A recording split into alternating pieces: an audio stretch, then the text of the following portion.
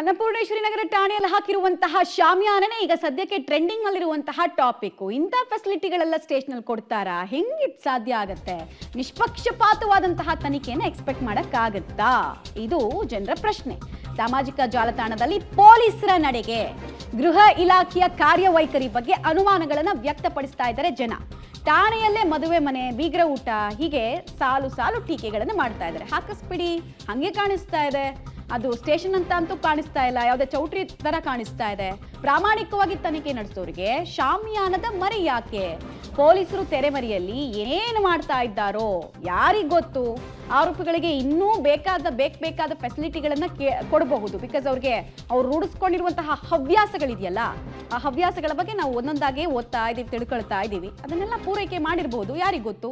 ನಂಬಕ್ಕಾಗಲ್ಲ, ನಮಗೆ ನಂಬಿಕೆ ಇಲ್ಲ ಅಂತ ಕೇಳ್ತಾ ಇದ್ದಾರೆ. ಪೊಲೀಸ್ನವರು ಊಟ ಹಾಕಿಸ್ತಾರ, ಶಾಮಿಯಾನವನ್ನ ಹಾಕಿದ್ದಾರೆ ಅಂತ ನೋಡಿ. ಇವತ್ತು ಶಾಮಿಯಾನ ಹಾಕಿದ್ದಾರೆ, ನಾಳೆ ತಗಡು ಶೀಟನ್ನೇ ಹಾಕ್ತಾರೋ ಏನೋ ಅಂತ ಕೆಲವರೆಲ್ಲ ಪೋಸ್ಟ್ಗಳನ್ನು ಹಾಕೋದ್ರ ಮೂಲಕ ಆಕ್ರೋಶವನ್ನ ವ್ಯಕ್ತಪಡಿಸ್ತಾ ಇದ್ದಾರೆ. ಹಾಗೆ ಇನ್ನೂ ಒಂದಷ್ಟು ಪೋಸ್ಟ್ಗಳನ್ನು ನೋಡ್ತಾ ಇದ್ದೀರಾ. ಪ್ರೈವಸಿ ಮ್ಯಾಟ್ರು, ಪ್ರೈವಸಿಯನ್ನೇನಾದ್ರೂ ಕೊಡ್ತಾ ಇದ್ದೀರಾ ಪೊಲೀಸರು?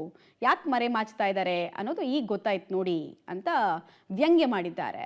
ಹಾಗೆ ಅನ್ನಪೂರ್ಣೇಶ್ವರಿ ನಗರ ಠಾಣೆಗೆ ಶಾಮಿಯಾನ ಹಾಕಿದ್ದಾರೆ. ಮೊನ್ನೆ ಬಿರಿಯಾನಿ ಊಟ ಹಾಕ್ಸಿದ್ರು, ಇವತ್ತು ಬಾಡೂಟ ಹಾಕ್ತಾರೆ ನೋಡಿ ಅಂತ ಕೂಡ ಕುಹಕ ಮಾಡ್ತಾ ಇದ್ದಾರೆ.